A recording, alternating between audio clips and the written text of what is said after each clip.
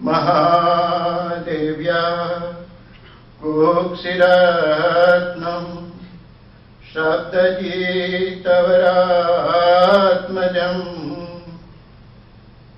राजचन्द्र महं वन्दे तत्त्वलोचनदायकम् गुरुतत्त्वलोचनदायकम् बोधिसमाधि जयाचतो प्रणमो श्री गुरुराज पूज्य पाद शरणे पड़ो सफल जीवन मुझका कलयुग जारे दाजता जीव बचावा का सुदोदधीशम राजचंद्र नमो स्मरु सुख सार नमो स्मरु सुख सार।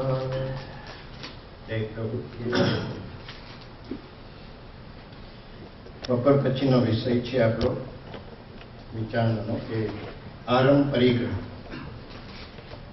તો તૃષ્ણા જીવને થાય છે, ઈચ્છા થાય, વાંછા થાય ચિત્તમાં, મનમાં. ત્યાર પછી એ તૃષ્ણા શું કરાવે છે? હાઉ તૃષ્ણા ટેકિંગ અસ. અને આત્માને ખબર નથી કે આ તૃષ્ણા ક્યાં સુધી મને લઈને જઈ શકે, ક્યાં સુધી ઢસડી જશે મને. અને આરંભ પરિગ્રહ ની જનેતા છે તૃષ્ણા. તૃષ્ણા એટલે લોભ કસાય. અને જીવને આ તૃષ્ણા આરંભ પરિગ્રહની, લોભની એ કેવા કેવા કાર્યો કરવા પણ પ્રેરે છે અને કરાવે છે. કારણ કે જ્ઞાની પુરુષો કે લોભ એ પાપનો ભાવ છે. મૂળ કહેલું હોય તો સમજ, પણ એ લોકો કહે પાપનો બાપ છે. તો આરંભ પરિગ્રહ, આરંભ પરિગ્રહ એટલે શું? પૂજ્ય બ્રહ્મચારીજીએ બોધામૃત ભાગ 1 માં પણ સમજાવ્યું છે. તદુપરાંત આપણે દરરોજ સવારના આલોચના બોલીએ, જેને આપણે લઘુ આલોચના કહીએ, બંધો પાંચો કર્મ ગુરુમાં, તેમાં પણ ગર્ભિત રીતે આરંભ પરિગ્રહની વાત આવે છે. સમરંભ સમારંભ આરંભ મનવચનહીને પ્રારંભ કૃતકારિત મોદન કરીકે ક્રોધાદિય દોષય ધરિકે શત આઠ જોઈમ વેદન તે અગકીને પરછેદન તે इनकी कहूँ कौन कहानी तुम जानत केवल ज्ञानी विपरीत. કેવળ જ્ઞાનીથી શું અંજાણ છે નહીં ખબર, છતાં જીવ પોતાની કથની કહે છે કે મારી કઈ વસ્તુ એવી છે કે તમે નથી જાણતા. કેવળ જ્ઞાની ભગવાન પણ હું કહું છું એટલે તમે જરાક ધ્યાનમાં લે કે મેં કેટલી રીતે પાપ કર્યા છે, એની આલોચના કરું છું. તો સંભ્રમ એટલે આપણે બેઠા છીએ અને મનમાં ઈચ્છા ઉત્પન્ન થાય છે કે પૈસા આવ્યા છે તો બીજો સ્ટોર લઈએ, મકાન એક્સપાન્ડ કરીએ, નવું કારખાનું રાખીએ. કંઈ પણ સંસારના કોઈ પણ કાર્યને જ્ઞાની પુરુષોએ હિંસાત્મક કહ્યા છે. તો ઇરિયાપથિક સમિતિ કે એસના સમિતિ કે ભાષા સમિતિ કે આદાન પ્રદાન સમિતિ કે પરઠાવ સમિતિ, કોઈ જરૂર જ નહીં.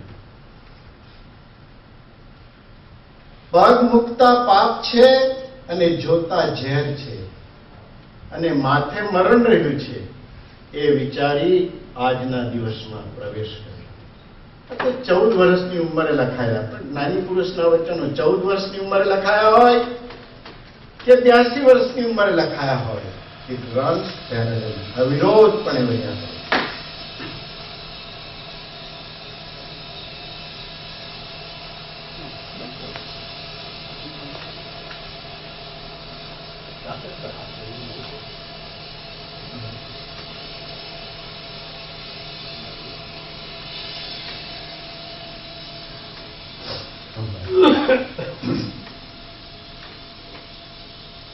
તો જે મનમાં ઈચ્છા ઉત્પન્ન થઈ છે કંઈ પણ કાર્ય કરવાની, જે અત્યારે ઈચ્છા રૂપે જ છે, વિચાર રૂપે જ છે, એ સમરમ છે. પછી સમારંભ. હવે ઈચ્છા બીજે દિવસે ચા પાણી કરવા બેઠા તો નક્કી થઈ ગયું છે કે આપણે આ કરવું. તો સમારંભ એટલે એ વસ્તુ જે કરવાની છે તેને માટેની જરૂરિયાત વસ્તુઓ. ધારો કે બહેનો રસોઈ બનાવવાના હોય, વિચાર કર્યો કે 5 વાગે રસોઈ હવે બનાવીશું, આ સંભ્રમ છે. બહેનો માટે નહીં, આપણું પણ ગમે તે કાર્ય કરવાના હોય એટલે બહેનો શું કરે? રસોડામાં જાય, ચોખા લાવે, દાળ ભાત બનાવના હોય તો દાળ લાવે, રોટલીનો લોટ બાંધે, લાવે મસાલા, બધું આ તે હોય, એને સમારંભ કહેવાય છે. કે જે સંભ્રમ છે, ઈચ્છાને આકાર આપવા માટે જે કઈ વસ્તુઓ ભેગી કરવી, એ સમારંભ છે.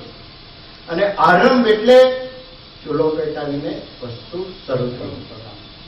જમીન ખોદીને કારખાનું નાખવા માટે, મકાન બનાવવા માટે કે ગમે તે કરવા માટે, એક્સપાન્ડ કરવું, સ્ટોરનું કે દુકાનનું કે કોઈ બી માટનું, બધું ગમે તે, આ આરંભ છે. અને આરંભનું કાર્ય એ હિંસાત્મક કાર્ય. સમરંભ, સમારંભ, આરંભ. થોડું વધારે ઊંડાણમાં જઈએ. મન વચન કીને પ્રાણ. મન, વચન અને કાયા એમાં જોડાયા એટલે 3 તારીખ 9. જૈનનું ગણિત ગુણાકારમાં જ જાય, કોઈ દિવસ ભાગાકારમાં કે વત્તામાં જાય નહીં. જયારે ભાગાકાર કરતા આવડી જશે ને ત્યારે સત્પુરુષોની જેમ આપણે થઈ ગયું.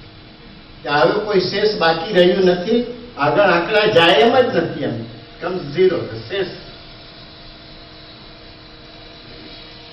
અને પછી કર્મ કરાવણને અનુમોદન, કૃતકારિક અનુમોદન.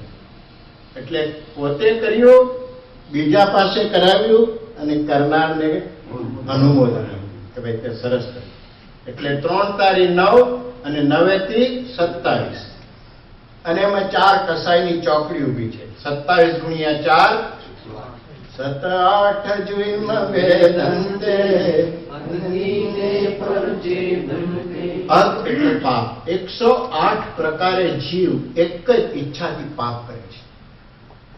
એક જ ઈચ્છાથી 108 પ્રકારે પાપ થાય છે.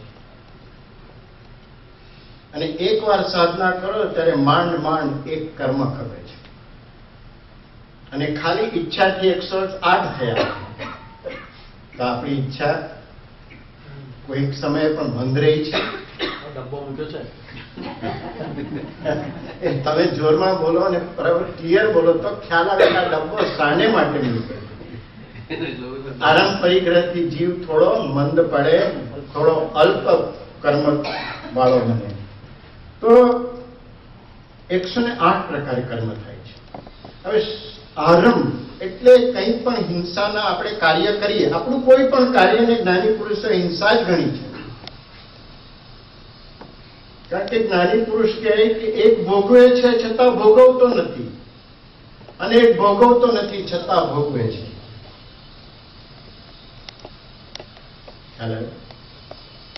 તો એ કાર્ય જે શરૂ કીધું છે, અને આરંભમાં આપણને જેટલી મજા નથી ને એટલા એના પરિગ્રહમાં મજા છે, એના પ્રાપ્તિમાં મજા છે. કે હવે તો સ્ટોર નવો ખુલી ગયો છે, લેટ્સ સી કેવો ચાલે છે, શું ચાલે છે. આરંભમાં જીવને જેટલો મોહ છે એના કરતા અનંત ગણો મોહ એની ફળની પ્રાપ્તિનો છે. આપણે બાંધી દીધી મોટલ, તો બેસી થોડા રહીએ. જોઈએ તો ખરા કેટલા ટકા ઓક્યુપન્સી છે, શું છે, એડીઆર શું છે. એડીએ મીન્સ એવરેજ ડેઇલી સહિત કે 65 રૂમ પડે છે, શું છે, 80% કેટલાય બ્રેક ઇવન થાય, આ છે બધું ઘણી કાઢે ફટાફટ. તો જીવને આરંભ કરતા એના ફળની પ્રાપ્તિ રૂપે પ્રાપ્ત થતો જે પરિગ્રહ છે એમાં ઘણો મોહ છે. અને મોહની આ કર્મની સ્થિતિ એક સમયની અંદર 70 કોળા કોળી સાગરો પગનો બંધ પાડવાની તાકાત વાળું છે. જેટલું ઘોડું છે ને એટલું ખતરનાક છે. એટલે પૂજ્ય બ્રહ્મચારીજી આમાં ઊંડાણમાં સમજાવેલું છે. પણ ટૂંકમાં આરંભ એટલે કંઈ પણ સંસારી કાર્યો કરવા અને તેની પ્રાપ્તિ રૂપે પ્રાપ્ત થતું જે ફળ તે પરિગ્રહ છે. અને એ હિંસાવાળું છે. આરંભ પરિગ્રહ આગળ આવશે કે જીવને ક્યાં સુધી પહોંચાડી શકે એટલી તાકાતવાળું છે. એટલા માટે પરમ કૃપાળદેવે બહુ સુંદર વાત કરી દીધી કે ક્યાં ઈચ્છત ખોવત સબે. ખોવત સબે, મારી પાસે તો કઈ હતું નહીં ને ઈચ્છા કરી તો શું ખોવાઈ ગયું? તારું આત્મિક સુખ ખોવાઈ જાય છે. ઈચ્છા કરી આત્મિક સુખ ઢંકાઈ જાય છે. તરણા ઓથે ડુંગર રે ડુંગર કોઈ દેખે. એટલે જ્ઞાની પુરુષોએ જેમ બને તેમ શ્રાવક છે. આપણે સરસંગ પરિત્યાગીને તો કંઈ કહેવાનું હોતું નથી, કારણ કે તો બધું છોડીને બેઠા છે. એટલે કોઈ સવાલ નથી કે ભાઈ તમે હવે છોડી દો. શું છોડવાનું બાકી છે? બાહ્ય રીતે વાત કરીએ તો એટલા માટે જ્ઞાની પુરુષોએ આપણને બહુ ધીરેથી કામ લીધું છે. કે હળવાશથી આપણી પાસે કામ લેવા માંગે છે એમ નહીં. તો પ્રભુ સીધી તો કઈ કે ચૂંટી દઈને તમને ઉભા કરવા છે, ઘણી ચૂંટી ખણીને એમ કે જાગૃત કરવા છે. પણ એ પ્રભુ સીધી કોણ કહે કઈ નહીં. ધીરે ધીરે ધીરે ધીરે દેશે દેશે ક્રમે ક્રમે તું કરજે. ઉતાવળ ના કરીશ. માર્ગ ઉતાવળનો નથી. એટલે આપણા શ્રાવક છે અને આ સંજ્ઞાઓ જીવ સાથે અનંતકાળથી જોડાયેલી છે. પરિગ્રહ પણ એક સંજ્ઞા છે.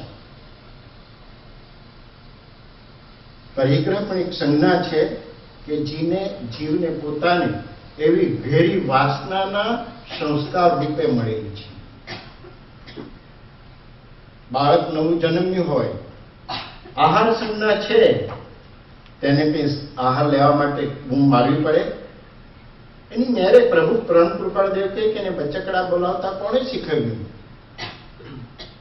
જ્યારે માતાનું ધાવણ લે છે ત્યારે સૂઈ જાય છે અને જેમ જેમ જેમ એનું ઉંમર થાય છે તેમ તેમ બીજી સંજ્ઞાઓ જાગૃત થાય છે. તો જ્ઞાની પુરુષ કે તમારાથી એકદમ છોડી શકાય એમ નથી. એક તો સંજ્ઞા છે, એને માટે બળ જોઈએ. બીજું તમે સંસારમાં બેઠા છો, વ્યવહારમાં બેઠા છો, એટલે વ્યવહાર પણ ચલાવવા માટે આરંભ પરિગ્રહની જરૂર છે. પરમ કૃપાળદેવ કહે કે લક્ષ્મી એ આ સંસારનો મુખ્ય દંડ છે. આપણે કહીએ કે છોડી દો છોડી દો એમ, એટલે કેવું સહેલું છે. એટલે જ્ઞાની પુરુષો કહો તમે એકદમ તળાક જઈને છોડી દો ને, પછી 5 દિવસ પછી આર્ત ધ્યાન થાય. આર્ત ધ્યાન એટલે 5 વર્ષ હજુ વધારે ખેંચી કરતો હતો. આ તો શું થયું? છોડી દીધું છે. અને આપણને એમ કે 6-7% ઇન્ટરેસ્ટ તો મળશે ને. હમણાં કેટલું આપે છે ઇન્ટરેસ્ટ? મેં પૂછ્યું બેંક વાળાને કે મારા પૈસા તારે ત્યાં મૂકવું તો કેટલું રેન્ટ તું લેશે? વ્યાજની વાત તો ઘરે ગઈ. એટલે આપણને આત્મ ધ્યાન થાય કે હવે ચાલી રહેશે કે નહીં, શું કરીશું. પ્રભુશ્રીજી આ બોધ આપ્યો છે. તો ઉતાવળ પણ નહીં કર્યું કે જેથી જીવને આત્મ ધ્યાન થાય. આત્મ ધ્યાન થાય ને પછી ગમે તેટલી સમાધિ લઈને બેઠા હોય ને તો 6 મહિના પછી પૂછે કે કઢી તૈયાર હો ગઈ. એના જેવું જ થાય જીવને, કારણ કે આત્મ ધ્યાન એવું છે. તો જ્ઞાની પુરુષો કહે તમે એ પરિગ્રહને છોડી ના શકો તો એને સંકોચો. પૂજ્ય બ્રહ્મચારીજીએ પ્રવેશિકામાં 41મો પાઠ મૂક્યો છે, પરિગ્રહને સંકોચવો. અને પરમ કૃપાળુદેવે પણ એ જ પાઠ મોક્ષમાળામાં 25મો લખ્યો, પરિગ્રહને સંકોચો. પણ જુદી દ્રષ્ટિથી એમણે મૂક્યો છે. તો આરંભથી જે પરિગ્રહ ઉત્પન્ન થાય છે, તો એક દ્રષ્ટિએ બે પ્રકારનો છે જીવને. એક તો બાહ્ય પરિગ્રહ છે, જે આપણે સ્થૂળ રીતે જોઈ શકીએ છીએ. તો કે ખેતર એટલે કે મકાન, ક્ષેત્ર, પછી તમારી દુકાન હોય, સ્ટોર હોય, મોટર હોય, ગમે ખેતર હોય, ખેડૂતની દ્રષ્ટિએ લખ્યું હોય પહેલાના વખતમાં. એટલે ખેતર, મકાન, દાસ, દાસી, એમાં બંને વાગી જાય, દ્વિપદી અને ચતુષ્પદી. પ્રાણીઓ પણ આવે અને દાસ, દાસી એટલે નોકર ચાકર પણ આવે. પછી સોનું, રૂપું, ધન, ધાન્ય અને વસ્ત્ર અને આભરણ એટલે રસોડાના વાસણ. ખેતર, મકાન, દાસ, દાસી, ધન, ધાન્ય, સોનું, રૂપું અને વાસણ અને કપડાં. આ રીતે 10 પ્રકારે બાહ્ય પરિગ્રહ છે, જે આપણે સ્થૂળ રીતે આરંભ કરીને પ્રાપ્ત કરીએ છીએ તે. હવે બીજી રીતે જોઈએ તો એ જ બાહ્ય પરિગ્રહમાં જેટલો તમારો મૂર્છા ભાવ છે, આસક્તિ ભાવ છે, મારાપણાનો ભાવ છે, મમત્વનો ભાવ છે, એ અંતર પરિગ્રહ છે. આ જે બાહ્ય પરિગ્રહ છે ને, એની જ આપણે વાત કરીએ છીએ. પણ આત્મા સાથે કેવી રીતે જોડાય છે? હવે તમારે નવી મર્સિડીઝ પાર્ક કરી છે ડ્રાઈવેમાં, તો સ્થૂળ રૂપે તો ત્યાં છે જ બાહ્ય પરિગ્રહ, પણ એ મારી છે, અહીંયા છે, છતાં તમે શું કરો છો? મારી મર્સિડીઝ છે, કે મારી આ છે, કે મારું મકાન છે. આજે એમાં મમત્વ ભાવ કર્યો, મોહ ભાવ કર્યો, મૂર્છા ભાવ કર્યો, એ અંતર પરિગ્રહ છે. તો જ્ઞાની પુરુષો કહે કે બાહ્ય પરિગ્રહ સંકોચવામાં એટલે કે એનો ઓછો કરો. કારણ કે પરમ કૃપાળુદેવે લખ્યું તે પાઠમાં વિવેચન બ્રહ્મચારીજી કહે કે મારાપણું વસ્તુને આધારે છે. 5 કાર હોય તો મારી પાસે 5 કાર છે, 2 કાર હોય તો 2 છે, 1 મકાન હોય તો 1 છે, અને 3 મકાન હોય તો કે મારી પાસે 3 છે. વસ્તુનું મારાપણું વસ્તુ કેટલી છે તેના પર આધાર રાખે. એટલે એ રીતે સમજાવ્યું છે. પણ તે પાઠ જુદો છે, કે આવતીકાલે આવશે. પણ જ્ઞાની પુરુષો કહે, અને આ પ્રવેશિકામાં જ શિક્ષા પાઠ 16 ઉત્તમ ગ્રહસ્થમાં આ પરિગ્રહને કેવી રીતે તમારે સંકોચો, શ્રાવક કેવી રીતે બનવું, સાચો શ્રાવક કેવી રીતે બનવું, તેને માટે એમાં 12 શ્રાવકના વ્રત આપ્યા છે. 5 અણુવ્રત, પછી 3 ગુણ વ્રત અને 4 શિક્ષા વ્રત. પ્રવેશિકા શિક્ષા પાઠ 16 ભાગ 2માં ઉત્તમ ગૃહસ્થના 2 પાઠ રાખ્યા છે. એટલે એ 5 અણુવ્રતમાં આવે કે પરિગ્રહ, પરિમાણ એટલે લક્ષ્મણ રેખા દોરવાની. ગોળ કુંડાળું કરી દીધું કે મારે આ વર્ષે આટલા જ કપડાં ખપે, મારે આ વર્ષે આટલું જ ખપે, આ વર્ષે મારે આટલું જ ખપે. પરિમાણ કરતા જાઓ વસ્તુનું. દરેક બધાને આપણને અનુભવ છે. આપણો વોર્ડરોબ કે ક્લોઝેટ જે કે ખોલો, કેટલી સાડીઓ હોય, કેટલા સૂટ હોય, કપડાં હોય, કેટલી બધી વસ્તુઓ હોય એક ક્લોઝેટ ને. ઘણી વખત તો કહેવામાં આવે કે જોઈને ખોલજો, કારણ કે ઉપરથી પડે કે નીચે પડે. એવોની જ વાત નથી, આપણા બધાની વાત છે. અને હું નાનો હતો કે આપણે નાના હતા ગામડામાં, ત્યારે 2-3 જોડી કપડાથી ચાલી જતું. ને મામાનતા જવાના હોય ને તો ઓશિકા નીચે પેલો નાઇટ ડ્રેસ જેવું, પેન્ટ જેવું હોય તે પથરાઈ જાય એટલે અસ્ત્રી થઈ જાય ઓટોમેટિક. આજે ખોલીએ ત્યારે ખ્યાલ આવે કે શું કર્યું. કોઈને તો તે શર્ટ વર્ષમાં એકવાર પહેરવાનું બી નહીં આવતું, એવું થઈ જાય છે. આ પરિગ્રહનું સંકેત આગળ વાત કરીશું કે છોને પડ્યું રહેતું એ વસ્તુ શું કરે છે આપણને.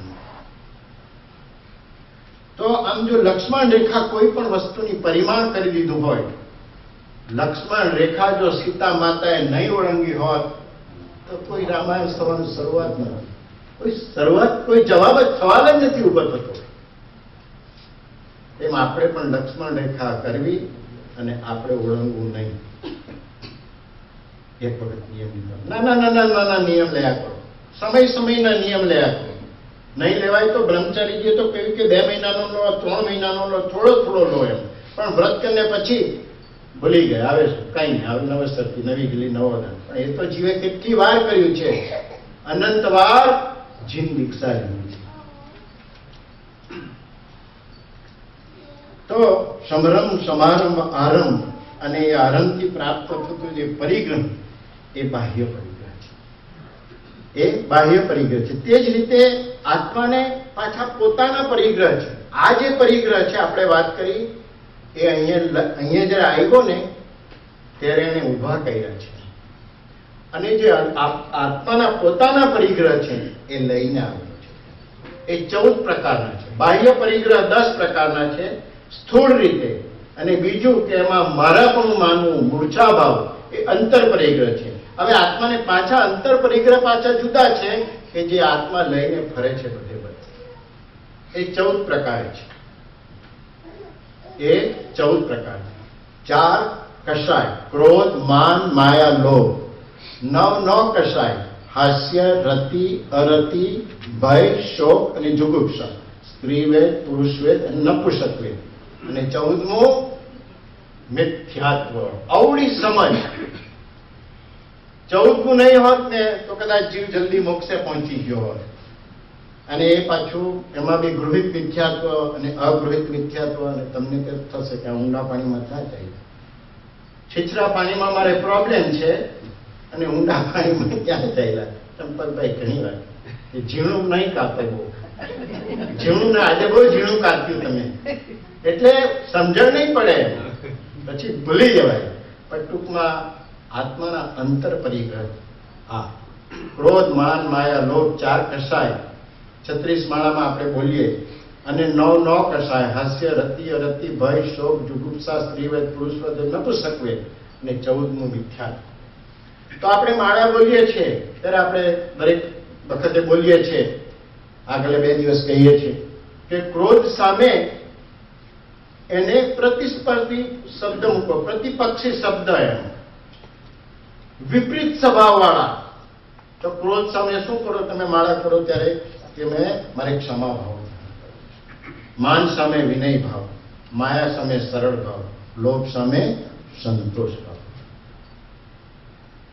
એ જ પ્રમાણે હાસ્ય, રતિ, અરતિ કે મારે ગંભીર થવું છે.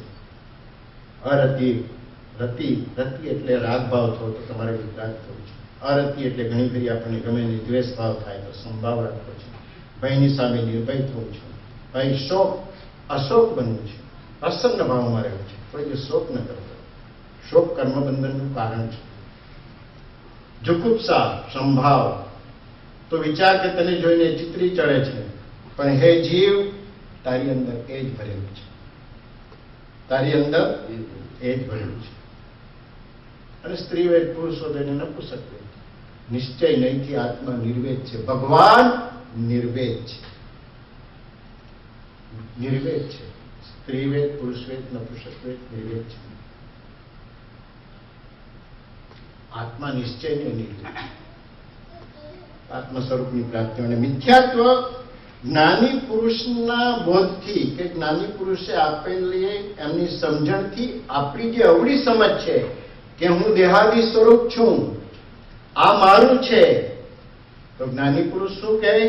હું દેહાદી સ્વરૂપ નથી, દેહ, સ્ત્રી, પુત્રાદી કોઈ પણ મારા નથી. અને અનાદિકાળનો ઉત્પન્ન થયેલો આ જીવનો અહંભાવ અને મમત્વ ભાવ મારવાને માટે જ દેશના પોકારીને કહ્યું છે કે તમારા અહંભાવને મારો, તમારા મમત્વ ભાવને મારો. અહંભાવને મારો. અને પરમ કૃપાળુ 108ના પત્રમાં કહ્યું કે એવા પ્રકારની કોઈ પણ તું વ્યાખ્યા ન, કે આ મારું છે એવા કોઈ પણ પ્રકાર, એવા પ્રકારની વ્યાખ્યા પ્રાય પણ ન કરે કે આ મારું છે. ત્યાં જ જીવ ભૂલી જાય છે કે આ મારું છે. એટલે આ જે અંતર પરિગ્રહ છે એની સામે એનું પ્રતિપક્ષી શસ્ત્ર મૂકો તો એ કપાય છે. જ્યારે માળા કરો કે એ કરો, ક્રોધ આવે ત્યારે મારો તો ક્ષમાભાવ છે. આપણે એમ વાંચીને જોરમાં બોલે ક્ષમા એ જ મોક્ષનો ભવ્ય દરવાજો. ક્ષમા વીરભૂષણ. ક્ષમા એ વીરોનું ભૂષણ છે, આભૂષણ છે.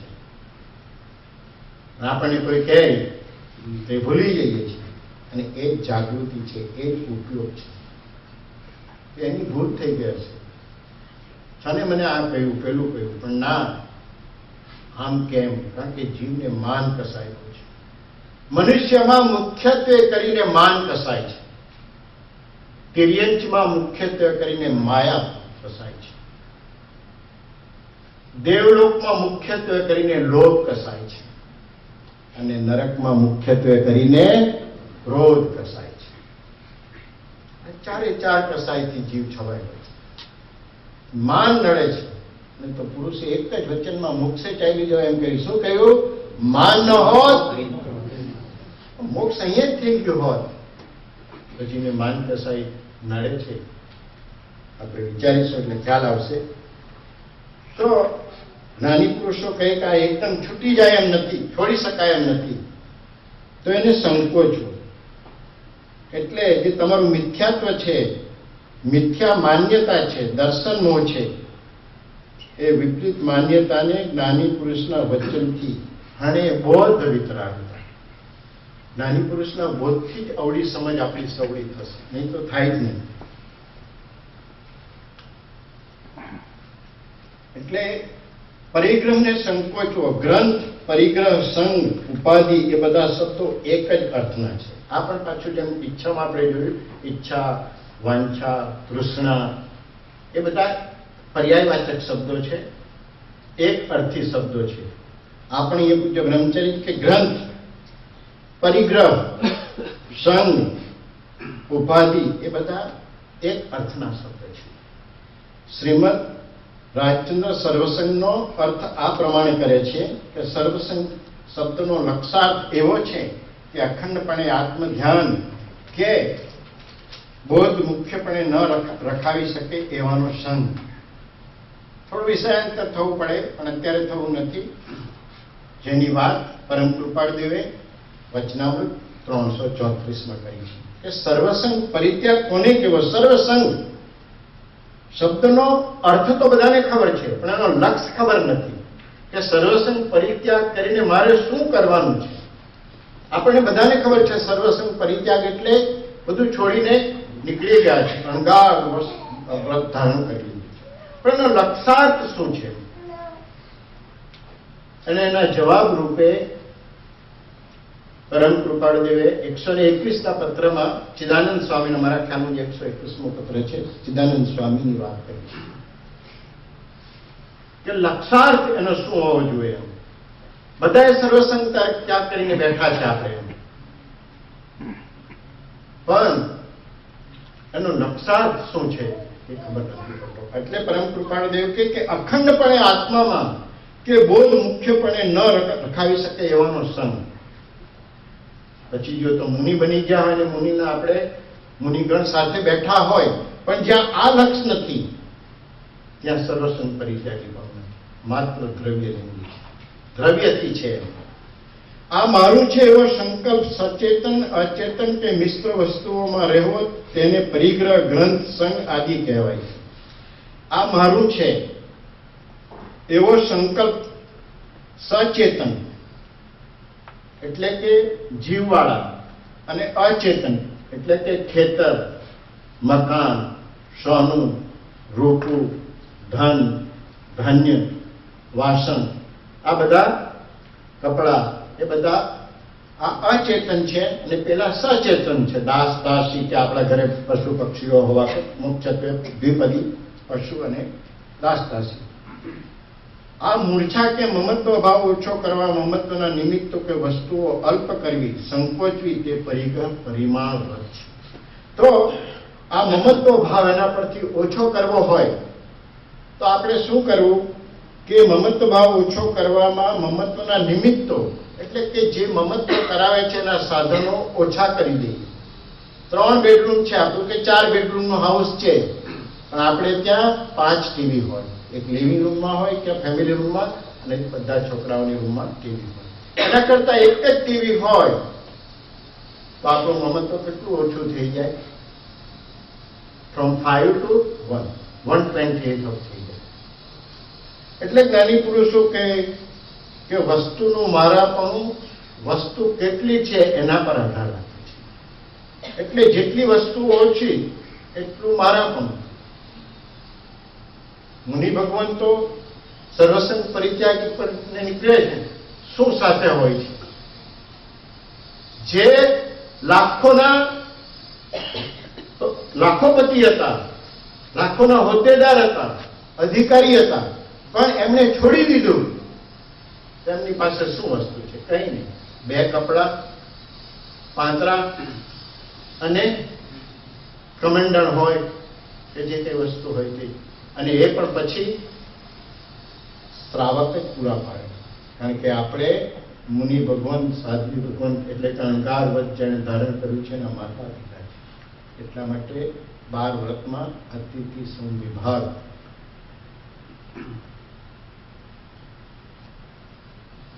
એટલે પરિમાણ જેમ જેમ કરતા જાઓ તેમ તેમ તમારું જે આરંભ પરિગ્રહનું કાર્ય છે એ ઓછા પ્રમાણમાં થવા માંડે. એટલે અહીંયા કહ્યું કે બાહ્ય વસ્તુઓની પેઠે અંતરંગ પરિગ્રહને પણ વિતરિત ભાવનાથી અલ્પ કરી શકાય છે. જે આપણે જોઈ ગયા, જે અંતર પરિગ્રહ છે, અંતર પરિગ્રહ આપણામાં 14 પ્રકારના, એને પણ એના વિપરીત એની ભાવના કરવાથી એ પણ ઓછા થાય છે.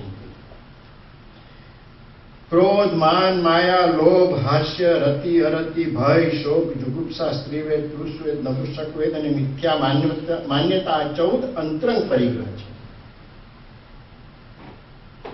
પેલા પરિગ્રહનો તો આપણને ખરેખર ભાર લાગે છે, પણ આપણને ખબર છે કે આ 14 પરિગ્રહ એ મુખ્ય પરિગ્રહ છે આપણા.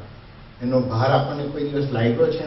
આ વિચારવું કે આત્મા કેટલો ભારે છે, અને આપણે એ પણ વિચારવું તું કેટલો હલકો કર્યો છે તો મને મનુષ્ય પણ મળ્યું છે, કેટલો હલકો કર્યો છે તો મને જૈન કુળમાં આવવાનું મળ્યું છે, કેટલો હલકો કર્યો છે કે મને કોઈ આજીવિકાની, કોઈ શરીરની કે કોઈ કુટુંબની કોઈ પણ જાતની તકલીફ નથી કે અંતરાય નથી, અને હું સત્સંગ ભક્તિમાં આવી શકું છું.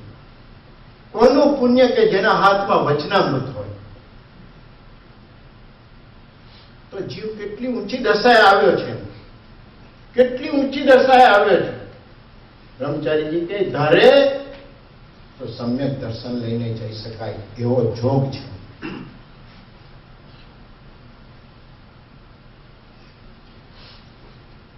તેની પ્રતિપક્ષ ભાવના એટલે ક્રોધને ઉત્તમ ક્ષમાની ભાવનાથી જીતવો, માનને ઉત્તમ વિનય ભાવથી જીતવું, માયાને ઉત્તમ સરળ ભાવથી જીતવું, અને લોભને ઉત્તમ સંતોષ ભાવથી જીતવો. આમ દરેક પ્રકારે જ્ઞાની પુરુષો કહે કે તમે અંતરંગ પરિગ્રહને પણ જીતી શકો છો, પણ દરેક માટે આપણને નિવૃત્તિ જોઈએ છે. પરમ કૃપાળુએ 163ના પત્રમાં લખ્યું કે આ જીવ છે ને એ પ્રવૃત્તિ એટલો બધો થઈ ગયો છે કે એને નિવૃત્તિનો ખ્યાલ જ નથી રહ્યો. આરત પણ નાશ પામવો લાગ્યો. કોને ગરજ છે આજે ધર્મ? પરમ કૃપાળુએ તો સૌભાગ્યને લખી દીધું કે છૂટવાના કામી પણ કેટલા છે. તમે કહો કે સર્વસંગ પરિત્યાગ તમે લઈ લો પ્રભુ, તમે લઈ લો પ્રભુ, તમારી સાથે બધા ઘણા આવશે, અને લઈ લે તો પછી કહેવાય કે હમણાં મારાથી હવે એવું નથી. સૌભાગભાઈ તમારે લેવું હોય તો લેવું. મણીલાલે પણ કહી દીધું છે, બોટાદ વાળા મણીલાલે પણ કહી દીધું તમારે અત્યારે લેવું હોય તો લો. પ્રસંગ આપણે ઘણી વાર લીધો છે, અવસર મળશે વાત કરીશું. કારણ કે ગુજરાતી આરંભે આવી પડે ને ત્યારે કે જુઓ ને મેં કહેલું ખરું, જરાક મુસીબત થાય છે. એટલે બ્રહ્મચારી આપણને હંમેશા પીઠ થાપડીને ભાઈ બાપા કરીને પ્રભુશ્રીજીનો સ્વભાવ તો બહુ આમ કડક સ્વભાવ હતો. મણિબા કહેતા કાવીઠાવાળાએ, પણ કેવા રંગેશ કે આમણે આજ્ઞા કરી કે મુનિ તમે એકદમ લઘુતા ધારણ કરીને જો આ જીવોનું કલ્યાણ કરવા વર્તશો તો તમારા હાથે ઘણા જીવોનું કલ્યાણ થશે. તો આ રીતે આપણે જે અંતર પરિગ્રહ છે એમ કે એ આપણે ધીરે ધીરે ઓછો કરી શકાય જાગૃતિથી, કે મારે ક્રોધ નથી કરવો, માયા ઓછી કરવી છે. કેટલી માયા કપટ કરી છે, આવશે પત્રમાં આગળ વચનામૃતમાં. જ્ઞાન પ્રપંચે અવરાયેલું આ જ્ઞાનરૂપ જીવન, આ સંસાર પ્રપંચે અવરાયેલું બની જાય છે. કારણ કે આત્મા જ્ઞાન સ્વરૂપ છે. સમ્યક દર્શન જ્ઞાન ચારિત્રમય છે. જો આપણને પરિગ્રહ આપણને જ નથી, પ્રાણી માત્રને છે. એમ તમે નાની કીડીને જુઓ ને, એ પણ કઈ ને કઈ લઈને જતી હોય, આખો દિવસ કામ કરે. તમે ખિસકોલીને પૂછો ને, તમે નાના હતા ત્યારે ભણતા ત્યારે પૂછતા ખિસકોલીને પૂછવાનું કે ખિસકોલીબેન ક્યાં ચાલ્યા? તો કે આઈ ડોન્ટ હેવ ટાઈમ જ નહીં મળે. અને મારા એક મિત્ર છે ને, સવારની સેશનમાં હતા, એ મને કાયમ કહેતા કે પૈની પેદાશ નહીં અને ગરીની નવરાશ નહીં. જ્યારે પૂછો ત્યારે જીવ બીઝી અને પરિગ્રહ ભેગો કરે. કોઈને પણ જુઓ તમે તો પરિગ્રહ ભેગો કરે. અને એને લક્ષમાં રાખીને એક સ્તવનમાં યશો વિજયજીએ મૂક્યું કે ગ્રજ ગાસન ગલિત સંચી કરી જીવે કીડીનો વંશ. ગ્રજ એટલે હાથી, ગજ એ ખાતો હોય ને, એના મોંમાંથી પડી ગયું હોય ને, તે કીડી બધી લઈ જાય તો કીડીને કેટલું જોઈએ? તો કે કીડીનો આખો વંશ જીવ્યા કરે, આખી જિંદગી ભર જીવ્યા જ કરે. હવે કીડીને જોઈએ કેટલું એમ. પણ અહીંયા માંગણી જુદી રીતે કરી છે કે વાચક યશ કહે એમ ચિત્ત ધરી દીજે નિજ સુખ એક અંશ. મને જે સાચું સુખ છે એનો એક અંશ માત્ર આપો. કારણ કે સર્વ ગુણાંશે સમ્યક દર્શન. સમ્યક દર્શન અંશે કેવળ જ્ઞાની છે. સમ્યક દર્શન અંશે કેવળ જ્ઞાની છે. અને પરમ કૃપાળુ દેવે તો વ્યાખ્યાન સારમાં એને બંનેને લડાઈ કરતા મૂક્યા છે, દૂષણતા બતાવી છે. સમ્યક દર્શન કહે નાનું અમતું સમ્યક દર્શન, કેવળ જ્ઞાન કેવડું મોટું. આપણે ઘણી વાત કરી છે કે ગૌતમ સ્વામી પૂછે મહાવીર ભગવાનને કે મારું જ્ઞાન કેટલું? તો કે ખરેખર તારે જાણવું છે? બધાની વચ્ચે કહું કે કેટલો કહું? તો કે બધાની વચ્ચે કહો. કારણ કે ગૌતમ સ્વામી છે. તો કે તારું જ્ઞાન એટલું કે આ જગતી તળ પર નાનામાં નાનું પક્ષી સ્વયંભૂ રમણ સમુદ્રમાંથી ચાંચમાં જેટલું પાણી લઈ જાય એટલું તારું જ્ઞાન. એમ ચાર જ્ઞાનના ધરતા મતિ સ્ત્રોત અવધિને મન પર્યાય ને મારું જ્ઞાન આટલું જ. તો તમારું કેટલું? તો કે સ્વયંભૂ રમણ સમુદ્ર જેટલું. કેવળ જ્ઞાન. પરમ કૃપાળુને પૂછ્યું કોઈ કેવળ જ્ઞાન એટલે શું? તો કે કેવળ જ્ઞાન. કેવળ એટલે માત્ર જ્ઞાન જ્ઞાન જ્ઞાન જ્ઞાન. સમુદ્રમાં ગયા 100 માઇલ અંદર અને નીકળ્યા બહાર ઉપર રવેશના ઉપર ફરવા માટે, તો શું દેખાય? પાણી પાણી પાણી પાણી. તેમ પરમ કૃપાળુ કે કેવળ જ્ઞાન એટલે કેવળ જ્ઞાન, માત્ર જ્ઞાન. જ્ઞાન જ્ઞાન જ્ઞાન. તો વાત શું કરતા તમે ભૂલી ગયા? સમ્યક દર્શનની દૂષણ થાય. તો સમ્યક દર્શન કહે છે હું છું તો તું છે, હું છું તો તું છે. અને તારામાં તાકાત નથી એટલી મારામાં છે. કારણ કે જો મને જો કોઈ ગ્રહણ કરે ને તો એને 8 સમયની અંદર મોક્ષે પહોંચાડો. 8 સમયની અંદર મોક્ષે પહોંચાડો. જો સમ્યક દર્શન આપણને એમ થાય કે ગજસુખમાં ઇલાચી પુત્ર આ બધાને ક્યારે સમ્યક દર્શન થયું હશે ને કેવળ જ્ઞાનને શું થયું? ફટક દઈને મોક્ષે બી જતા રહ્યા. તો કે 8 સમયની અંદર તમને આને લઘુ અંતર્મૂલક કહેવામાં આવે. પરમ કૃપાળુએ સમજાયું છે 139માં પત્રમાં 8 રૂચક પ્રદેશ અને આ અંતર્મૂળકની વાત સમજાયું છે. સૌભાગભાઈ પૂછેલા પ્રશ્નમાં એટલે કેવળ જ્ઞાન સામે પણ સમ્યક દર્શન ઊંડું રહે. કારણ કે સર્વ ગુણાંશે સમ્યક દર્શન કેવળ જ્ઞાનના અંશ રૂપે છે. મારામાં કેવળ જ્ઞાન છે. પછી તો વ્યાખ્યાન સારમાં આગળ તકરાર કરીને ખબર નહીં ક્યાં ગયા, કોર્ટમાં ગયા, ક્યાં પણ સમાધાન થઈ ગયું કે તું છે તો જ હું છું. કેવળ જ્ઞાન છે એટલે માન્ય કરી લો.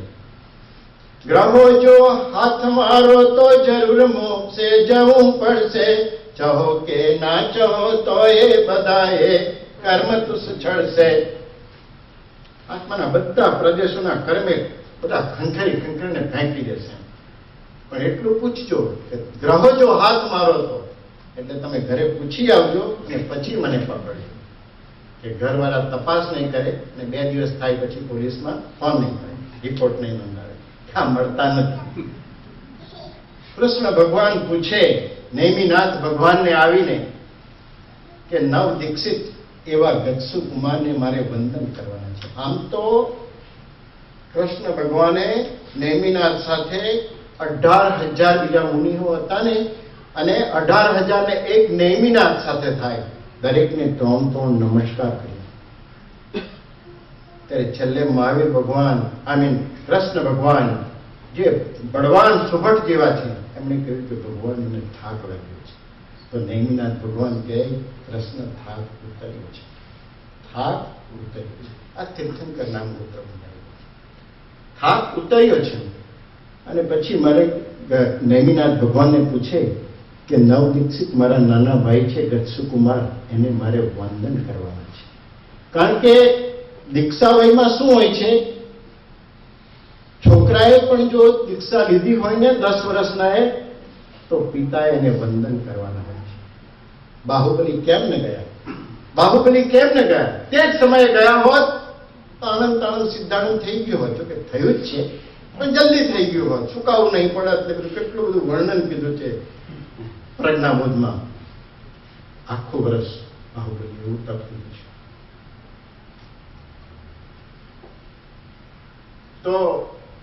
તો મોક્ષે ગયા. તો આ મારા ઘરેથી આવ્યા છે ને, કારણ કે આવીને સીધું જ પૂછી લીધું કે ભગવાન મારે મોક્ષે જવું છે. ભગવાને જોયું કે 1000 ભવના કર્મ હજુ બાકી છે ને, 12 વર્ષનો બાળક. તો કે આમ કર, સંભાવ રાખ, બસ પતી ગયું. સંભાવ રાખજે. આપણે બધાને કહે કે સંભાવ રાખજો, હો સંભાવ રાખજો. બધા બની ગયું છે સંભાવ રાખજો. બેનને જતા જ વાર કે ભાઈને જતા જ વાર એટલે ફરી પાછી ચિંતા ચાલશે. એ તો ક્યાં જ કરે. સંભાવ બહુ ઊંચી વસ્તુ છે. પ્રભુ શ્રીજી કહે કે બધે જવાના માર્ગ છે, તો આત્મામાં જવાનો કોઈ માર્ગ ખરો કે પ્રભુ? તો કે સંભાવ. હરિભદ્રાચાર્ય સૂરીએ કહ્યું કે પ્રભુ સ્વર્ગ તો દૂર છે અને મોક્ષ તો એથીય દૂર છે, પણ મોક્ષની વાનગી એવો સંભાવ આ જગતી કરતો છે. કે સંભાવ રાખે તો જીવને મોક્ષ છે. કે કઈ મને સંભાવ રાખીશ. અને દ્વારિકાના સ્મશાનમાં ગયા અને ગચ્છુકુમારની તો ઘણી કન્યાઓ સાથે સફળ થઈ. પણ ત્યાં સોમન બ્રાહ્મણની વાત આવે છે એટલે ત્યાં વાત મૂકીને પછી આગળ ચાલે છે. બધાને ખબર છે. અને કોમળ ગચ્છુકુમારનો દેહ બળે છે અને સવડી આવી ગયા, બસ મોક્ષે. નેમિનાથ ભગવાનનું કહેવું કોઈ ખોટું નહીં હોય, તો મોક્ષે જતા રહ્યા છે. તો આપણે વિચાર કરીએ કે ક્યારેક સમ્યક દર્શન થયું, ક્યારેક સાહિત્ય થયું, ક્યારે ચારિત્ર લીધું, અને ક્યારે કેવળ જ્ઞાન પ્રગટાયું, અને ક્યારે મોક્ષે કઈ ખબર નહીં પડે આપણને. ચાંચ આપણી ડૂબે એમ છે ને, આપણે માન્ય જ કરવું કે મોક્ષે ચાલ્યા જ હોય છે. શુભમ ચક્રવર્તીની સવારે થોડી વાત કરી. શું ઓછું હતું એની પાસે, છતાં પરિગ્રહ એને એટલો ખેંચી લીધો એમ કે પરિગ્રહની પ્રબળતામાં જે કંઈ મળે છે તેનું સુખ તો ભોગવાતું નથી, પણ વખતે હોય તે પણ જાય છે. પરિગ્રહમાં હંમેશા ચળ વિચળ પરિણામ રહે છે અને પાપ ભાવના રહે છે. આ છે મોક્ષમાળાનો પાઠ. ચળ વિચળ પરિણામ થાય. પ્રબળતા એટલી બધી છે એમ આવશે આગળ વચનામૃતના પત્રમાં. ચક્રવર્તી છે, સમ્યક દ્રષ્ટિ જીવ છે, 6 ખંડનો અધિપતિ છે. આ પૃથ્વી પર કંઈ લેવાનું બાકી રહ્યું એને નથી, છતાં તૃષ્ણા ઉત્પન્ન થઈ કે ધાતકી ખંડના 6 ખંડ જીતે તો હું ચિરકાળ નામાંકિત થઈશ. 6 ખંડ તો બધા જીતે છે અને હું એટલા જીતું તો એમાં મારું શું નામ આવવાનું છે? અહીંયા એનું માન કસાય છે. અને માન કસાયને લીધે લોભમાં ગયો કે બસ માન કસાયને પોષવું હોય તો બીજા ચક્રવર્તીને જીતવું પડે, તો ધાતકી ખંડના 6 ખંડને જીતવા માટે નીકળ્યો. પણ સમ્યક દ્રષ્ટિ જીવ છે, છતાં પણ એને પરિગ્રહ એટલો ખેંચી લીધો છે.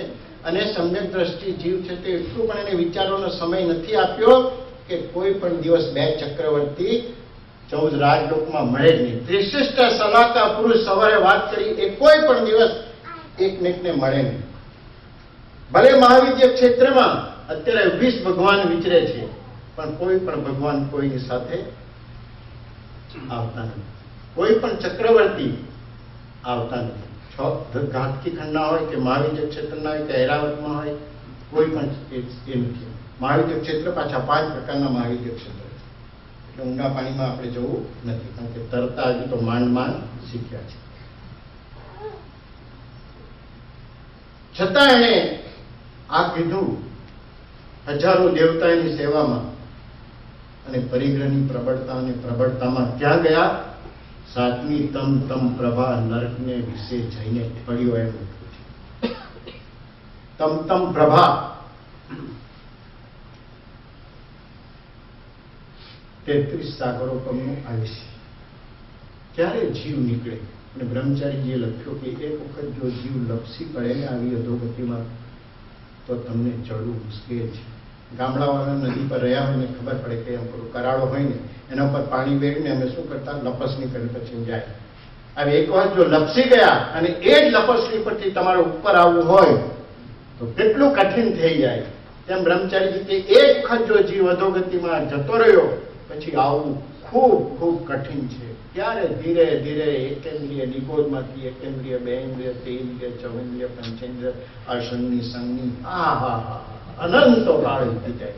ક્ષણ જતા અનંત કાળ ગયો તો પણ સિદ્ધિ થઈ, તો પણ સિદ્ધિ નહીં. ક્ષણ અને મહમ્મદ શેઠની વાત જુઓ, આવશે એની વાત, પણ ટૂંકમાં મહમ્મદ શેઠ પાપાનું બંધી પુણ્ય છે. પુણ્ય અઢળક છે, એટલે ઘરમાં પરિગ્રહનો કોઈ ટોટો નથી. છતાં પરિગ્રહનો ટોટો નથી, છતાં પરિગ્રહ પ્રત્યેની જેની ભાવના છે ને આસક્તિ છે એ છૂટી નથી, તો મરીને નરકે, 7મી નરકે જાય. એટલે મહમ્મદ શેખની વાત આવશે ત્યારે એની વાત કરીશું. એટલે પાપાનું બંધી પુણ્ય છે, પાપનો અનુબંધ કરે છે અને પુણ્ય પૂર્વભવનું છે, એટલે મળ્યું છે. હવે પરિગ્રહ છે એ સંકોચની ઈચ્છા રાખનારે ઘર, ખેતર, ધન, ધાન્ય, રૂપ, સોનું, મનુષ્ય, પક્ષી આદિ 2 પગવાળા ઢોર આદિ 4 પગા પ્રાણી, પલંગ, ખુરશી આદિ સુવા બેસવાના સાધન, વસ્ત્ર, વાસણ, આમ 10 ભેદોમાંથી શક્તિ પ્રમાણે દેશ, કાળ, જાતિ અને પોતાની પદવી અને વય પ્રમાણે બધી મર્યાદા નક્કી કરવી કે આટલી જરૂર છે, આટલી મારે જરૂર છે. એટલે તે પ્રમાણે એ મર્યાદા નક્કી કરે ને તદ ઉપરાંતનું જે કંઈ હોય એટલું કાઢી કે મારે આટલું બસ છે, મારે કોઈ જરૂર નથી, મારે કોઈ જરૂર નથી. પરિગ્રહ પરિમાણ વ્રત રાખનારે અયોગ્ય એટલે કે પરપુરુષ સેવન કે પર સ્ત્રી સેવન આદિનો ત્યાગ જ ઘટે છે. પરિગ્રહ પરિમાણ જેને કર્યું હોય તેને આ ત્યાગ સહેજે હોય છે, આ ત્યાગ સહેજે હોય છે. એટલે અહીંયા કઈનો સવાલ ઉભો નથી થતો. તથા ધંધાને અંગે થતા જંગમ પ્રાણીનો વધ ઉપરાંત બીજા જંગમ પ્રાણીની હિંસાનો ત્યાગ કર્તવ્ય છે અને સ્થાવર જીવનનો નિરર્થક વધ પણ ત્યાગવો યોગ્ય છે. ગમે તે કઈ મકાન બંધાવતા હોય, કોઈ પણ ધંધા માટે કઈ બંધાવતા હોય કે ધંધે જતા હોય, ધંધો ચાલતો હોય, તો અહીંયા આપણને શિક્ષા બોધ આપ્યો કે જંગમ પ્રાણી. જંગમ એટલે હાલતા ચાલતા જીવ જંતુઓ, બધા સૂક્ષ્મ જંતુઓ, મોટા જંતુઓ નો વધ ન થાય એ કાળજી રાખવી. જંગમ પ્રાણીની હિંસાનો ત્યાગ કરવો અને સ્થાવર જીવનનો નિરર્થક વધ પણ ન કરવો. બની જાય છે, શ્રાવક છે, આપણે કરીએ પણ છે, પણ નિરર્થક એનો વધ ન કરવો. કોઈ ઝાડ હોય અને આપણે કઈ બાંધતા હોય અને બચાવી શકાય તો ઝાડ છોડ બચાવી લેવા. સ્થાવર જીવો કેટલી ઊંડાણમાં જઈએ તો પૃથ્વીકાય, વાયુકાય, તેવકાય, અપકાય અને વનસ્પતિકાય, આ બધા સૂક્ષ્મ એકેન્દ્રિયો છે. તો ન જોતું હોય તો અગ્નિકાયના જીવોને ન હણીએ, ન જોતું હોય તો વાયુકાયના જીવોને ન જોતું હોય તો એકેન્દ્રિયના જીવોને આપણે ન હણીએ. પટેલ એકેન્દ્રિયના જીવો અપાય છે. કાવિખામાં પરમ કૃપાળુ વિચારતા હતા અને આપણા મારા પટેલમાં તો શું 4 નકડો ભારો લાવે ત્યાં બેસી જાય, પણ એટલું બધું આ હિંસાના કાર્યો થાય એમાં ખેતીમાં, તો કે પટેલ એકેન્દ્રના જીવો દબાય છે. આમાં જીવ નથી, પણ આ જે ઘાસ છે ને હજુ જીવિત છે, અને એની અંદર જે બધા જીવો હોય છે તે દબાય છે. એટલે નિરર્થક વધ ન કરવો, જરૂરી નહીં હોય તો ચલાવી લેવું, સાઈડ પરથી લઈ લેવું. સ્થાવર જીવોને આપણને ખબર નથી. જૈન ધર્મમાં આવ્યા પછી અમારા પટેલોને ખબર પડી કે આ ઘાસ ને આ પણ બધું જીવ છે. મોહના ઉદયને લીધે જેનો તદ્દન ત્યાગ નથી થઈ શકતો તેનો સંકોચ કરવો કહ્યો છે. કારણ કે વસ્તુ શું છે, પરિગ્રહ એ લોભની વૃદ્ધિનું કારણ છે. એટલે અને લોભ છે તો તે હિંસાત્મક ભાવવાળો છે. એટલે બને એટલી પરિગ્રહનો સંકોચ કરવો, જેથી લોભની વૃદ્ધિ અટકે અને લોભ કસાય વધતો અટકે. એટલે પરિગ્રહ એ હિંસાનું નિમિત્ત છે. અને તેનો એકદમ ત્યાગ કરવો અશક્ય જણાય તો ક્રમે ક્રમે અમુક કાળ સુધીનો ત્યાગ કરવાનો અભ્યાસ પણ રાખવો. તમારે 3 મહિના સુધી આ રીતનો ત્યાગ છે. 3 મહિના સુધી મારે ગમે તેટલું સેલમાં આવે કપડા, પણ મારે ખરીદવા નથી. આપણે શું થાય કે કંઈ બી સેલમાં આવ્યું હોય, જરૂર છે આપણને નથી, છતાં બી સેલમાં છે ને, જો આ બાય 1 ગેટ 1, નકામી વસ્તુઓ આપણે ઘરમાં લાવીને ઢગલો કરી દઈએ છીએ. કેટલી વાર તો જોવામાં આવે તેને છોકરાઓની એ શર્ટ કે હોય ને એની ટેગ પણ એઝ ઇઝ હોય 10 વર્ષ પછી. આપણા દુઃખની તો શું વાત કરી, ટેગ પણ નહીં કાઢી હોય. તો બ્રહ્મચારીજી કે ધીરે ધીરે ધીરે એનો ત્યાગ કરવો, અમુક સમય માટે કરવો કે 6 મહિના માટે મારે કંઈ ખપે નહીં, મારે કોઈ આપે તે પણ નહીં ખપે. કે આટલી સાડી તો તમારે લેવી જ પડશે. દીકરાનો પહેલો લગ્ન થયા કે જુઓ બેન, મારે પરિગ્રહ પરિમાણનું વ્રત છે, એને કહેવાનું નહીં કે અવધિ નહીં, તો પછી અવધિ પૂરી બીજે દિવસે જ આવે. બનેલું છે એટલે આપણે અવધિ રાખવી અને મનમાં આપણે ધીરે ધીરે આગળ વધ્યા કરવું. એમ ખૂબ શુભ કર્યા કરવું. આપણે ધીરે ધીરે કે બસ આગળ વધવું છે. ઉતાવળ કરી આખી જિંદગી સુધીનો ત્યાગ ગ્રહણ કરે અને પછી ઊંડી ઈચ્છા રહી જાય વાસના, એટલે તો વ્રતનો ભંગ થાય. એટલે જ એમણે કહ્યું, એમણે લખ્યું છે કે ગુજરાતીઓ આરંભે સુરા. આપણે લખી દો નામ, સર્વ વસ્તુનો ત્યાગ, ગુજરાતી આરંભે સુરાય. બ્રહ્મચારીને હંમેશા યાદ કરવા વ્રત પ્રથાને. બહુ સુંદર રીતે એમણે વ્રત પ્રથા લેવાના બોધો આપ્યા છે. બહુ સુંદર રીતે, ઉતાવળ કોઈ પણ બાબતની નહીં. પરિગ્રહ એ અવિશ્વાસનું કારણ છે. પરિગ્રહ એ અવિશ્વાસનું કારણ છે. પરિગ્રહ અવિશ્વાસનું કારણ. આગળ જોઈએ તો આર્ત ધ્યાન છે. પરિગ્રહ આર્ત ધ્યાન કરાવે છે. તો આર્ત ધ્યાન શું છે? એ દુઃખ રૂપ પરિણામ છે. રૌદ્ર ધ્યાન છે એ પાપ રૂપ પરિણામ છે. ધર્મ ધ્યાન છે એ શુભ ભાવ પરિણામ છે. અને શુક્લ ધ્યાન છે એ શુદ્ધ ભાવ પરિણામ છે. એટલે ચારે ચાર માંથી આપણને આલોચનામાં બોલ્યું તો કે પહેલા 2 છોડી દો, ત્રીજામાં વર્તન કરી અને ચોથું પ્રાપ્ત કરો. શુક્લ ધ્યાન શુદ્ધ ભાવ મુજમાં નથી, તો તેને આગળ વધતા પછી જીવ તે પ્રમાણે હોય. કારણ કે આ રૌદ્ર ધ્યાન છે, એ રૌદ્ર ધ્યાન 4 પ્રકારના પાછા છે. રૌદ્ર ધ્યાન પણ 4 પ્રકારના: આર્ત ધ્યાન, રૌદ્ર ધ્યાન, ધર્મ ધ્યાન, શુક્લ ધ્યાન. રૌદ્ર ધ્યાન પાછા 4 પ્રકારના છે. એક હિંસાનંદી, મૃષાનંદી, પરિગ્રહનંદી અને હિંસાનંદી. અમે હિંસાનંદી, મૃષાનંદી, ચોર્યાનંદી અને પરિગ્રહનંદી. હિંસાનંદી છે કે હિંસા કરવામાં જ એને આનંદ આવે અને હિંસા કર્યા પછી આનંદ માણે. શ્રેણિક મહારાજા આવતી 24સીના જેનો આત્મા પ્રથમ તીર્થંકર ઉત્સર્ગની કાળના થવાના છે, પદ્મનાભ પ્રભુ, એ મહાવીર ભગવાનને નો સમાગમ થયા પહેલા બૌદ્ધ ધર્મ પાળતા હતા. બૌદ્ધ ધર્મમાં શિકારને માન્ય કર્યું, એટલે શિકાર કરવા નીકળ્યા અને કોઈ હરણીને જોઈને એમને તીર માર્યું. અને તીર હરણની આરપાર જઈને ઝાડમાં ખૂંચી ગયું. હરણી એકલી નહોતું, હરણી ગર્ભીણ હતી, એટલે બચ્ચું પણ મરી ગયું, હરણી પણ મરી ગઈ અને ઝાડમાં ખૂંચી ગયું. એટલે શ્રેણિક રાજા પાછા ખુશ થયા, આનંદ માણે કે મારા જેવું કોઈ બળવાન આ જગતમાં નહીં. જો હરણી તો મરી ગઈ, પણ મારું તીર એકદમ ઝાડમાં. આ હિંસાનંદી છે. અપેક્ષિત વાત કરું છું. પછી મૃષાનંદી, કે જૂઠું બોલવું. કોઈ એટલા બધા વાકચાતુરી હોય, હાથ ચાલાકી વાળા હોય તો આપણને બનાવી જાય. ખ્યાલ આવ્યો?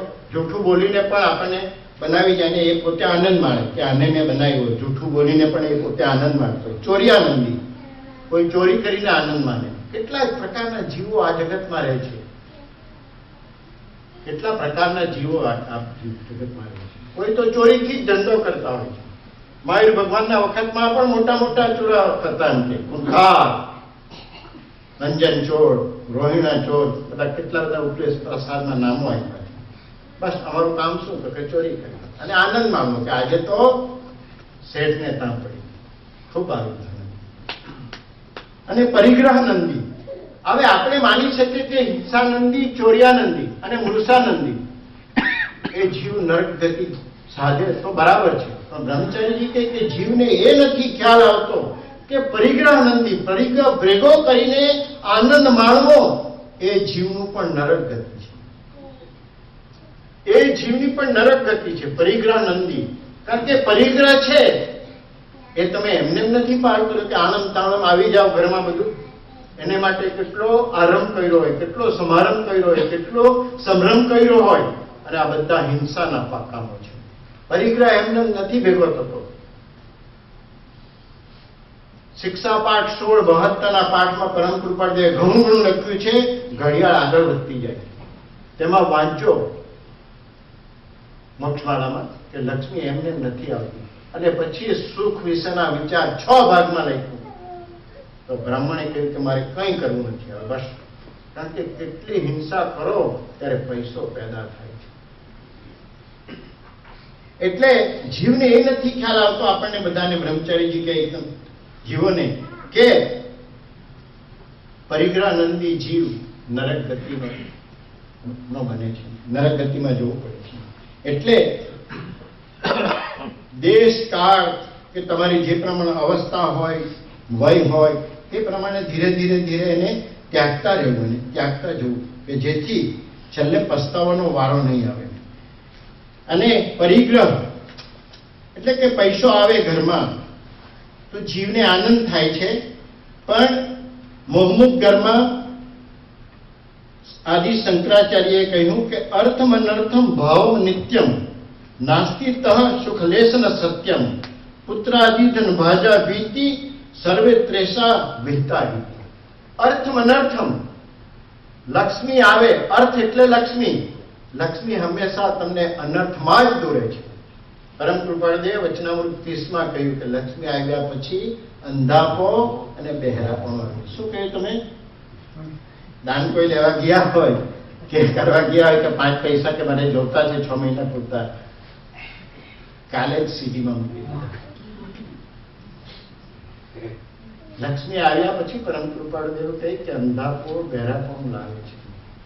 એ ભૃગુ રાજાને ધન્યવાદ છે ને મારા નમસ્કાર છે કે ભૃગુ રાજા સ્વપ્નમાં એને રાજ્યની લક્ષ્મી દેખાય એટલે ભગવાનને પ્રાર્થના કરી કે હે ભગવાન, ખરેખર જો તમે મારા પર પ્રસન્ન થયા હોય ને તો હું આ એક માંગુ છું, તેટલું તમે માન્ય કરજો કે આ રાજ્ય લક્ષ્મી મને સ્વપ્નમાં પણ નહીં આવે.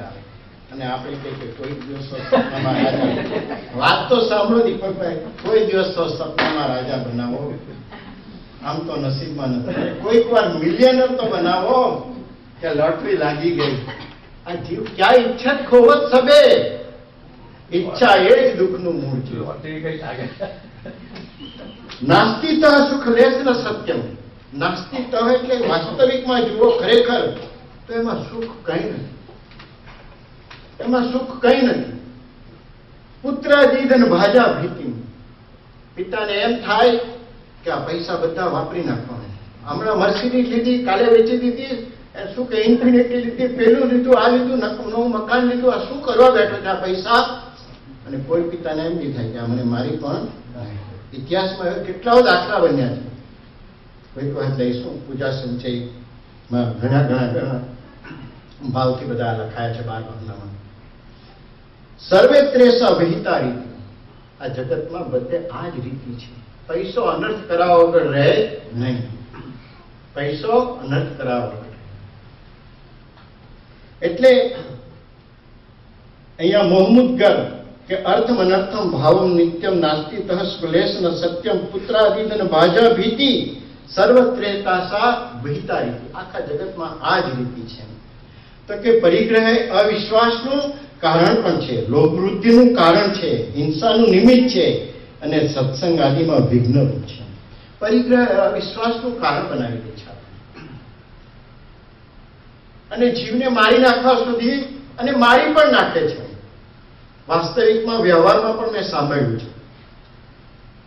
અને આમ પણ બને. લક્ષ્મી ક્યાં સુધી તમને લઈ જાય છે? પરિગ્રહ. 4 મિત્ર હતા, પરદેશ કમાવા ગયા, એટલે બીજા રાજ્યમાં અઢળક પૈસા કમાઈને આવ્યા. પૈસા લઈને આવતા હતા, થાકી ગયા એટલે ઝાડ નીચે બેઠા. કે ભૂખ લાગી છે તો શું કરવું? એટલે 2 મિત્રો કહે કે અમે નજીકના ગામમાં જઈને જે કંઈ ચવાણું કે બધું મળે તો લઈ આવે, પૈસાનું તો કોઈ ખોટ નથી આપણને. તો કે જાઓ, અમે અહીંયા બેઠા છે. હવે 2 જણાને એમ થયું કે આટલી બધી લક્ષ્મી છે, 4 ભાગ પડે એના કરતા આપણે 2 ને મળે એવું કંઈક કરો. એટલે એ લોકો શું વિચાર કીધો? રુદ્રાનંદી છે તો કે આવે ને એટલે આવતા વતા એ લોકોને મારી નાખો. એટલે આપણે 2 જણાને ધન મળે. હવે પેલા 2 તો આહાર લેવા ગયા છે અને એ 2 પણ એમ જ વિચારે છે કે આ બધું ધન આપણા 2 ને મળે ને, divide by 4 and divide by 2 is a lot of difference. તો કે આપણને મળવું જોઈએ. એટલે એ લોકોએ શું કીધું કે આહારમાં આપણે ઝેર મળ્યું. એટલે એ લોકો ખાશે તો મરી જશે.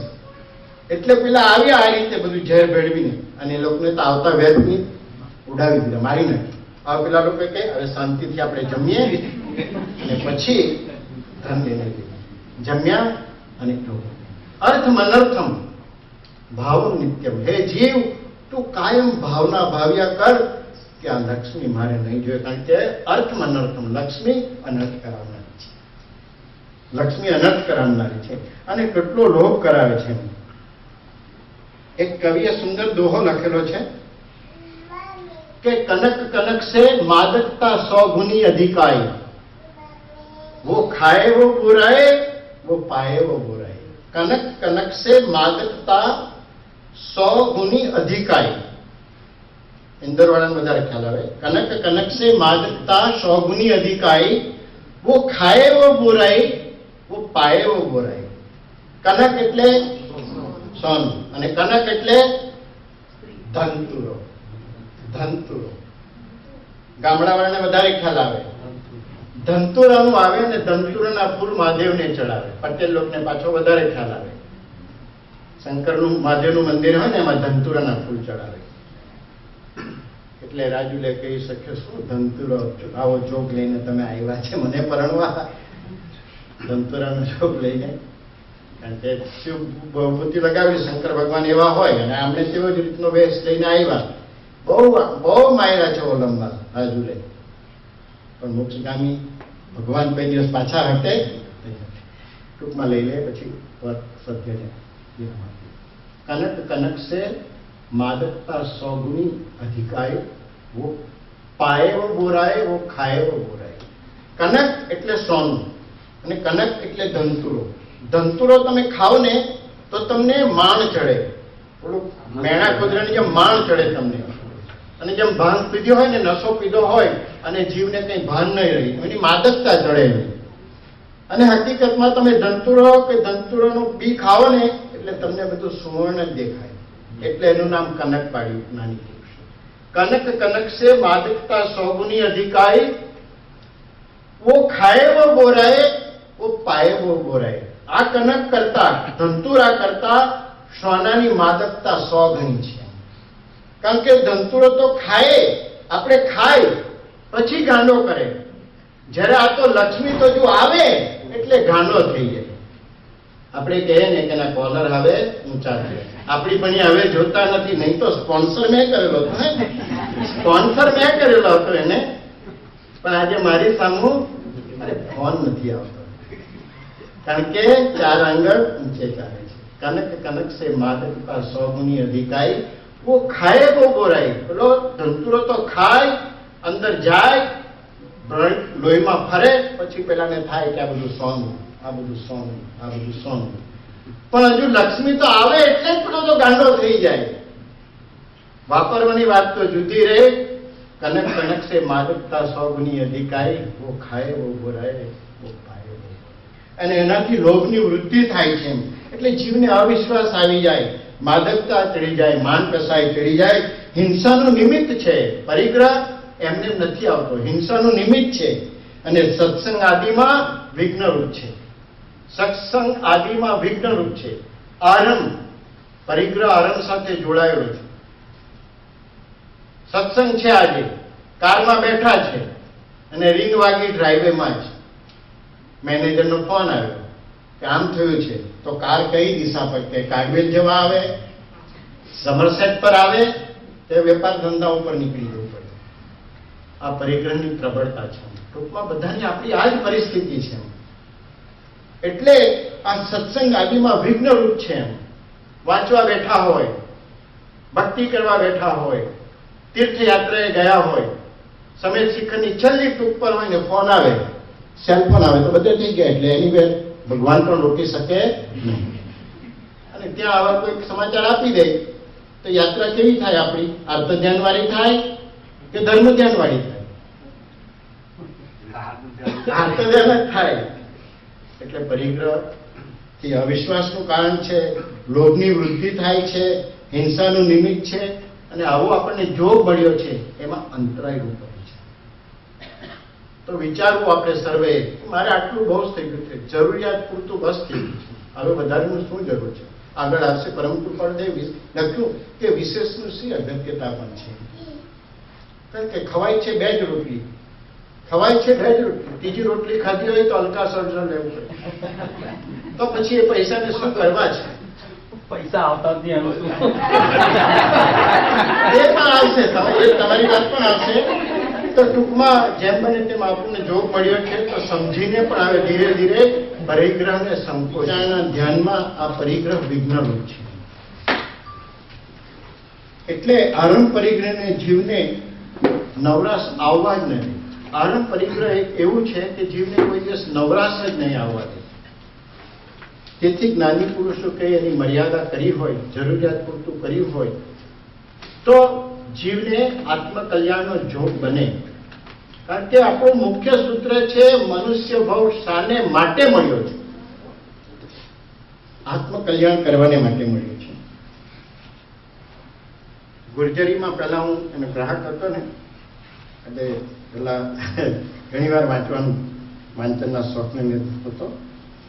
અને મારા પ્રિય લેખક પન્નાબેન નાયક, એમણે ખૂબ સુંદર વાત કરી છે, જે આપણે બધાએ જીવનમાં ઉતારવા જેવી છે. 1 થી વધારે ડિનર સેટની જરૂર ખરી? લેખ હતો, 1 થી વધારે ડિનર સેટની જરૂર ખરી? સાદગીની વાત કરવાની હોય ત્યારે મને હંમેશા ગાંધીજીના જમાનાને પ્રતિબિંબિત કરતા મારા બા બાપુજી અને અમેરિકાના 19મી સદીના મહાન વિચારક હેનરી ડેવિડ થરો અચૂક યાદ આવે. એ સાદગીની વાત કરવી છે. તો એમના માતા પિતા ગાંધીજીના જમાનાને પ્રતિબિંબ કરે, એમાં જોવા મળે એમની સાદગી.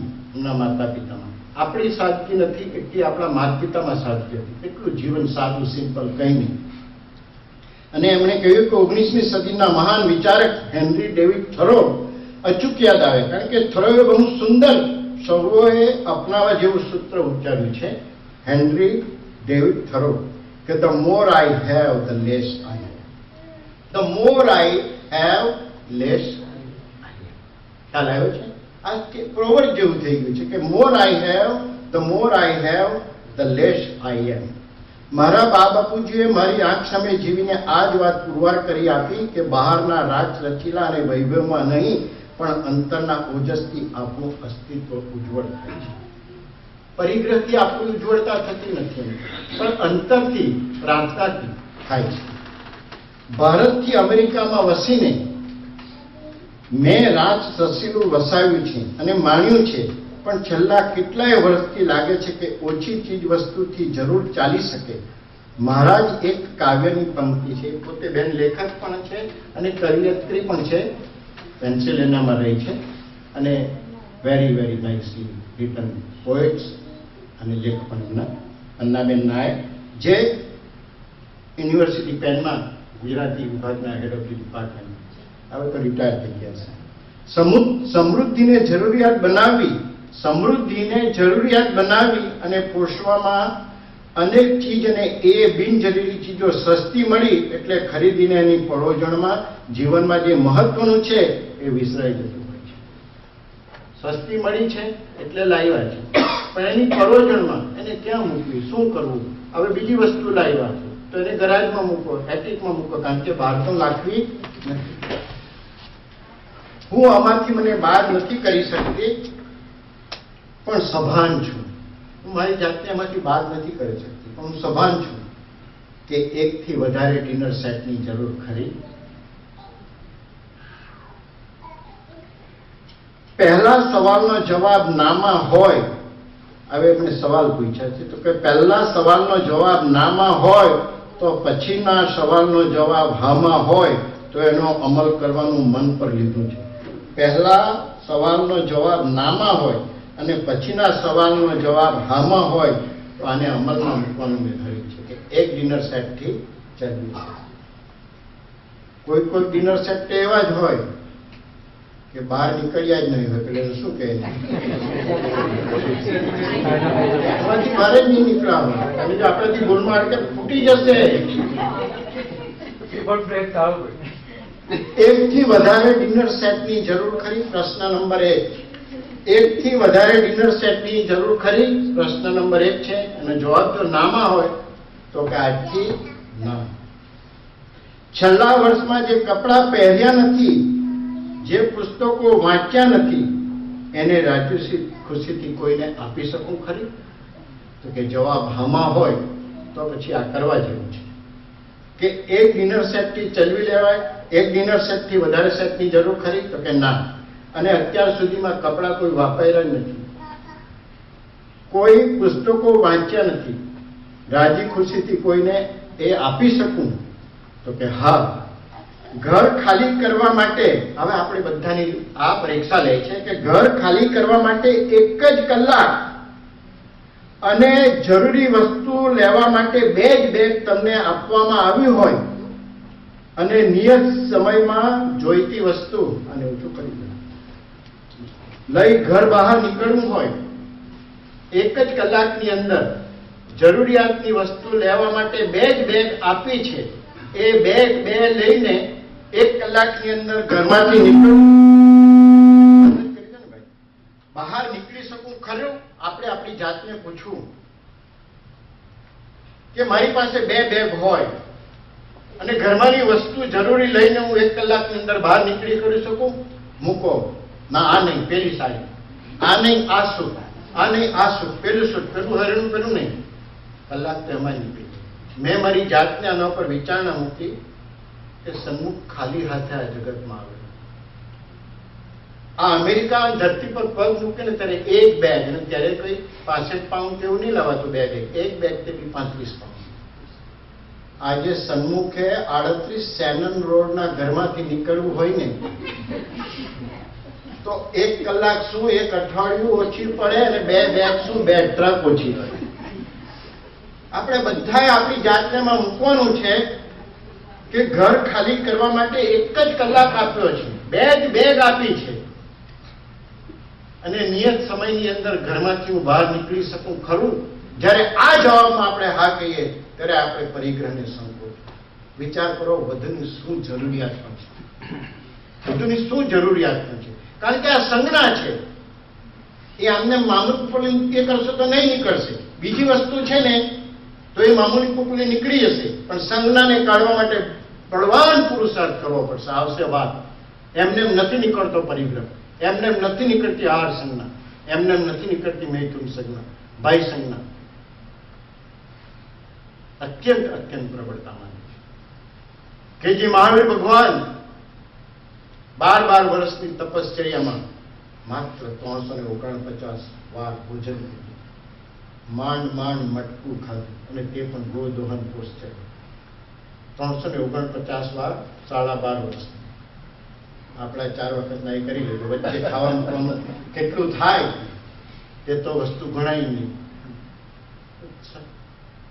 અને પરમ કૃપાળુદેવે અને જ્ઞાની પુરુષોએ પરમ કૃપાળુદેવે લખ્યું છે, એમ આવશે આ સત્સંગમાં, કે આ સંજ્ઞા જેને તોડી છે એ પોતાના સ્વરૂપથી જીવે છે, પોતાના સ્વરૂપથી જીવે છે. સત્પુરુષોનું યોગ પર સુખ લક્ષ